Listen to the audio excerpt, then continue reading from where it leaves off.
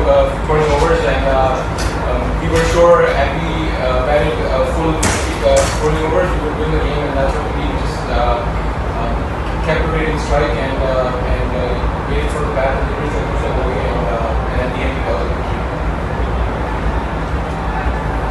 Please go. What is that? No, just your overall thoughts. Okay. Overall, I think it's a fantastic tournament so far. I'm happy to be on the winning side. I'm sure any captain would love to be on the winning side, especially in a new tournament. First, I just want to commend the West Indies B team. I thought they played good cricket to actually reach the final. They have beaten everyone in the competition, and they actually made it to the final first.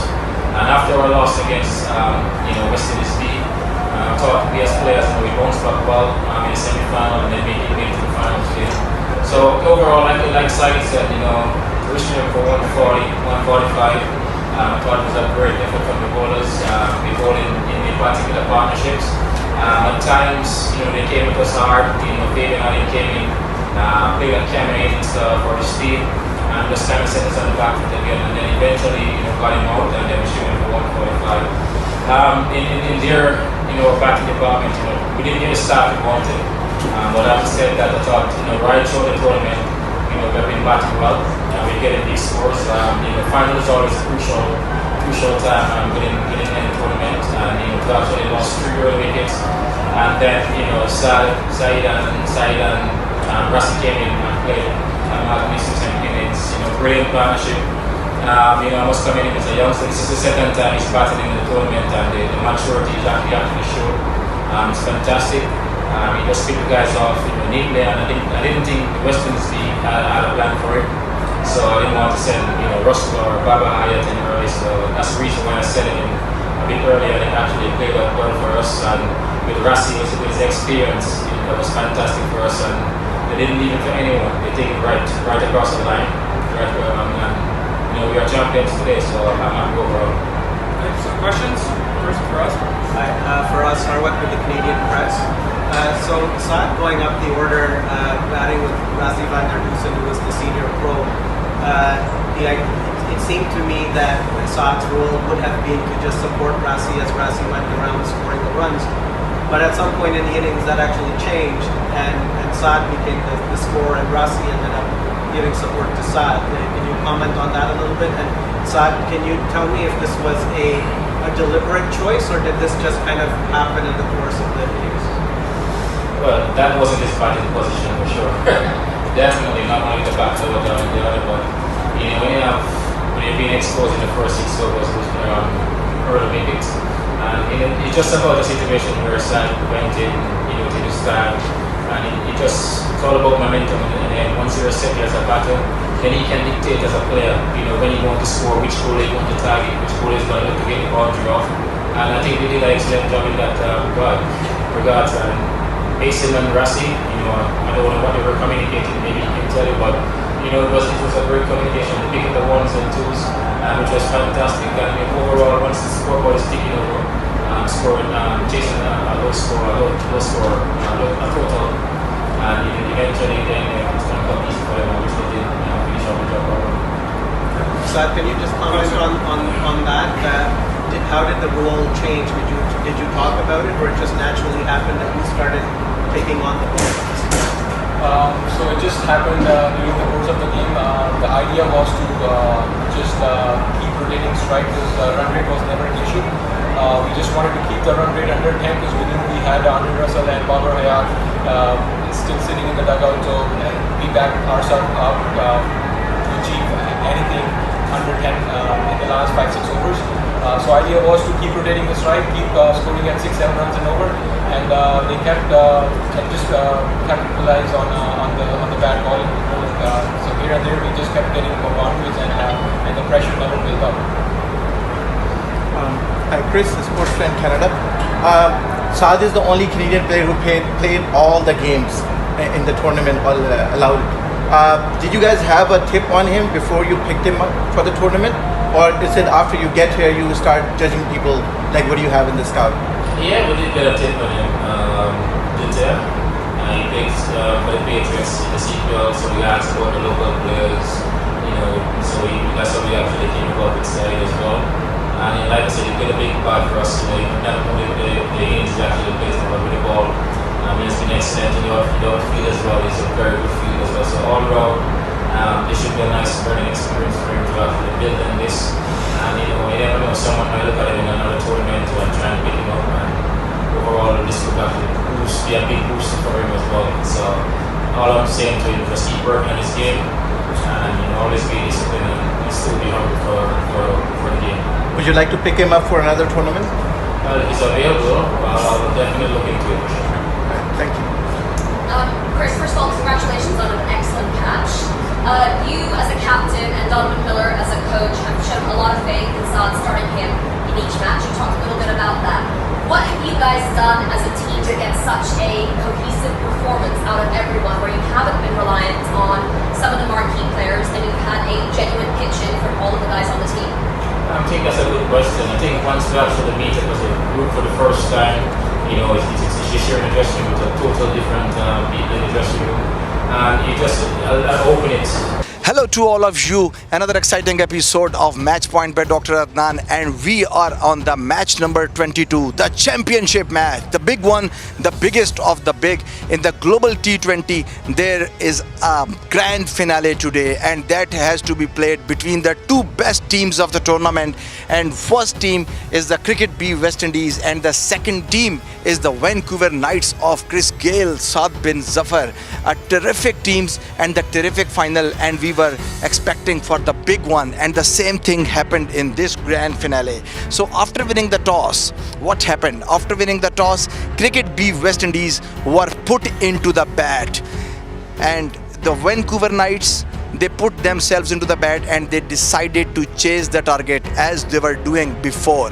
So Cricket West Indies, huge responsibility on their shoulder, and we were looking for the big ones from the Justin Greaves, Nicholas Pooran and the Rutherford, their previous heroes, and also the Fabius Allen. Obviously Nicholas Pooran and the Rutherford having the plenty of experience of playing the CPL's Caribbean Premier League, also the Pakistan Super League and the Indian Premier League. But the things got worse, not went into their way. Just like the previous match, the top order tumbled once again, but there Rutherford was the savior, but here no one saved them in the top. So what happened in the top order? Justin Greaves bowled Sheldon Cottrell, caught Saudi on 16, and then Shamar Springer out on the 10. He was bowled by Cottrell, and the Brendan King bowled by the beauty of Saad Zafar on the mere 3. He couldn't enter into the double figures, and huge responsibility came on to the centurion, the century man Rutherford. But Rutherford, without troubling the scorer, he only made 14 runs on mere 8 balls, and he couldn't do the much help. And that was the time when Cricket B West Indies came under the pressure and came under the huge pressure later on. And then we saw the Nicholas Pooran.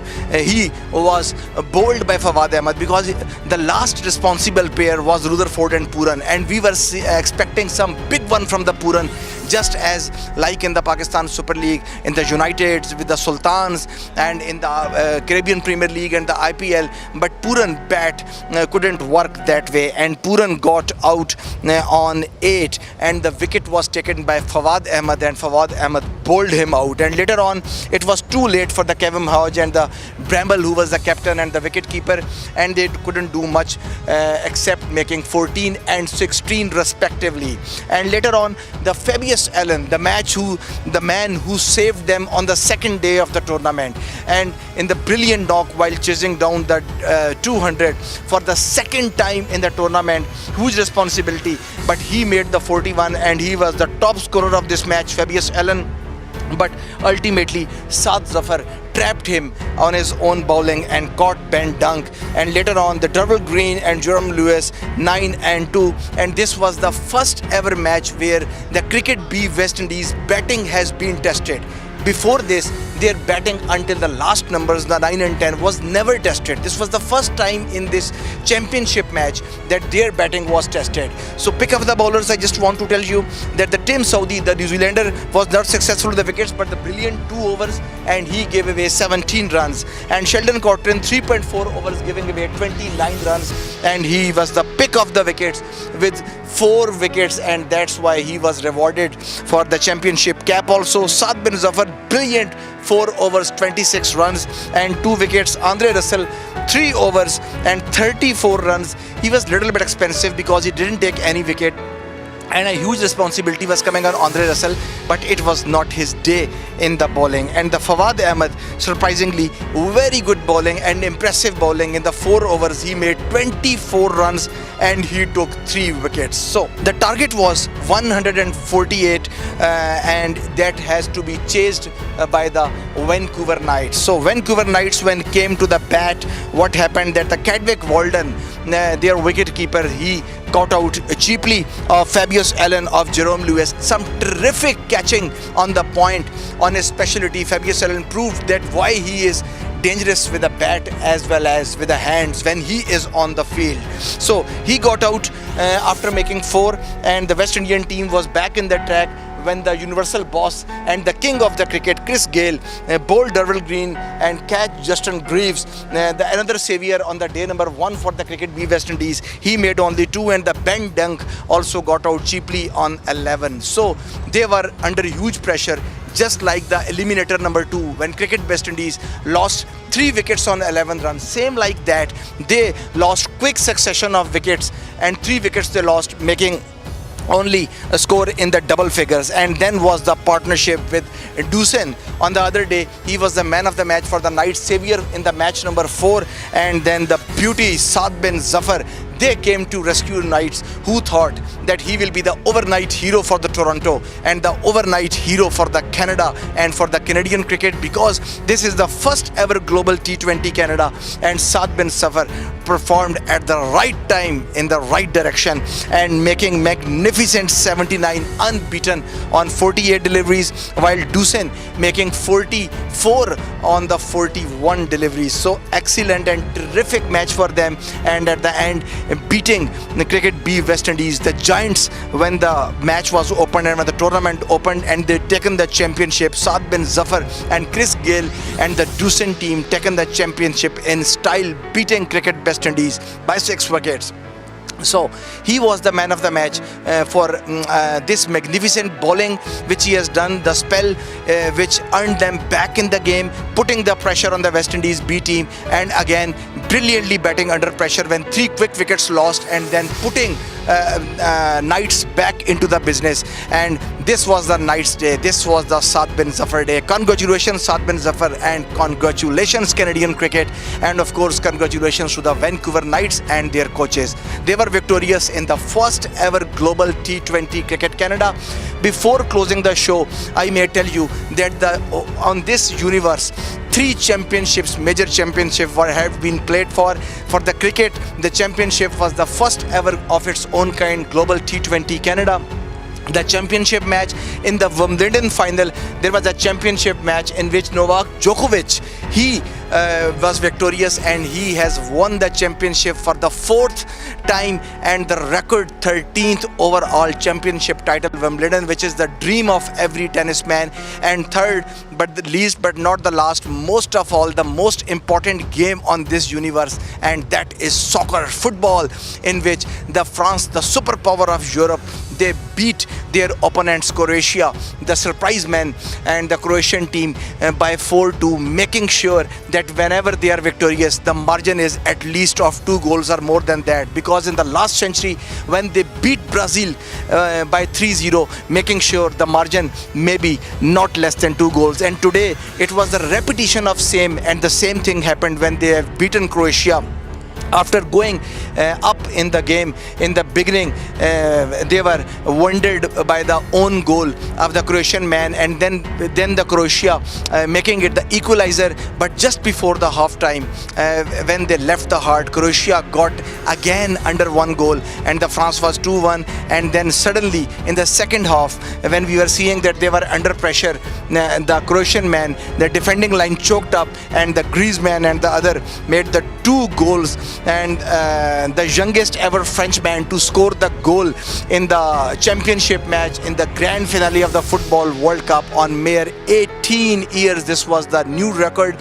So they got a chance. So France became victorious after 1998. We remember that they were the last team to pick the championship in the last century, and now 2006, when they got the chance against the arch rivals Italy back in 2006 in Germany, they lost the match because of the poor hit of David Trezeguet against the Gianluigi Buffon, and Italy became the world champion for the 4th record time. But this time Frenchmen were having their heart and the brain both fully active. So beating Croatia finally 4-2 to lift the second match of the tournament and the second match of all-time FIFA World Cup, the 2-time champion to meet the legacy of Diego Maradona's Argentina. So this is it from the sports ground, from the match point. When I will come back next time, we will come with the new feeds and what Pakistan is doing against Zimbabwe. Till then, Dr. Adnan says you goodbye. Take care and bye-bye.